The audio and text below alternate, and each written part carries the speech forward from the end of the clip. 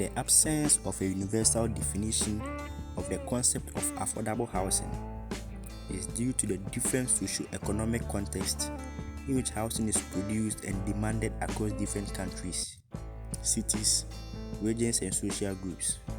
A common approach spearheaded by the UN Habitat to define affordable housing is a function of household income and housing expenditure. UN Habitat 2010.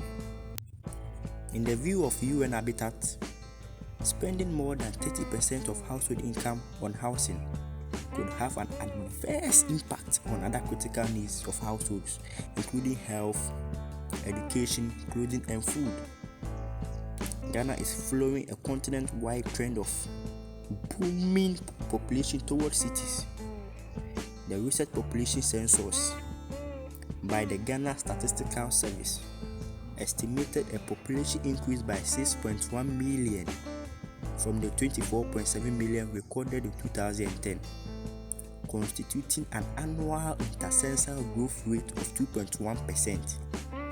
The total number of households has grown by 2.8 million, representing a 52% increase on the 5,467,136 households enumerated in 2010.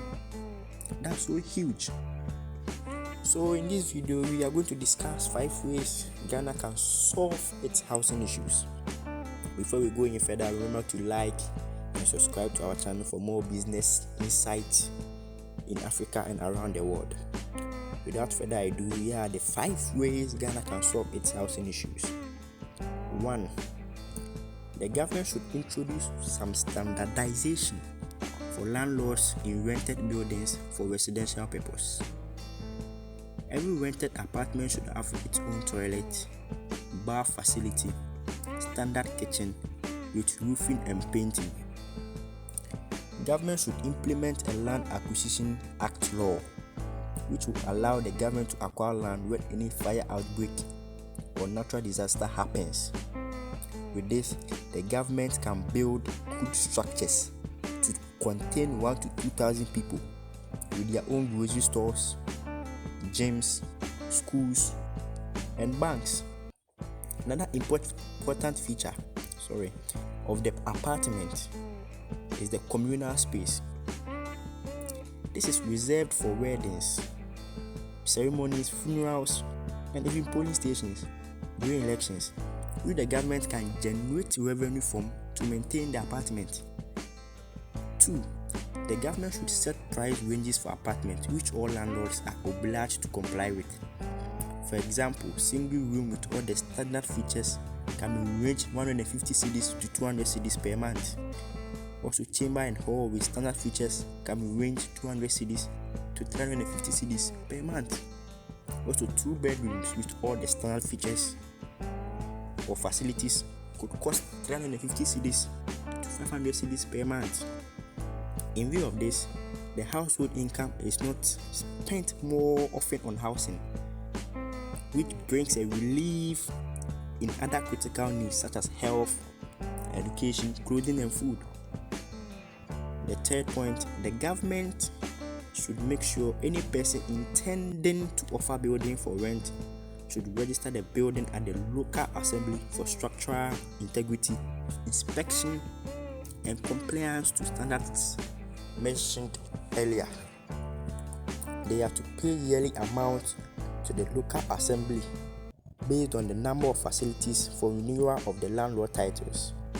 Any landlord found acting otherwise should be fined heavily, and refusal to pay could lead to the local assembly taking over the ownership of the building. This sends a clear message to any person intending to offer a building for rent to be very careful and disciplined in his or her work before making up the decision. The fourth point, government should see to it that the registered building or apartment should have a permanent address which all tenants are to use for their letters, job applications, bank accounts, water and electricity bills, and must be recorded and updated onto driver's licenses, local and national data such as our Ghana card. Failure to provide or update address at work, school, bank within 1 month after relocation should attract a fine for the person. Failure to pay could result in conviction to engage in communal labor for some days or weeks or even months. This inculcates discipline in tenants and citizens in Ghana. The fifth point here, the government should insist that the mode of payment should be only through bank accounts and should be on monthly basis with no more than a sum payment of 6 months only. The account should be registered in the name of the landlord so the holder can be taxed and made to pay property tax. This can help solve the issues about how certain citizens do not pay tax. If there are other ways we did not cover in this video, you can share your information in the comment section. If you enjoyed the video and you want more about business insights in Africa and around the world, make sure to subscribe to our channel so that you do not miss out amazing business content.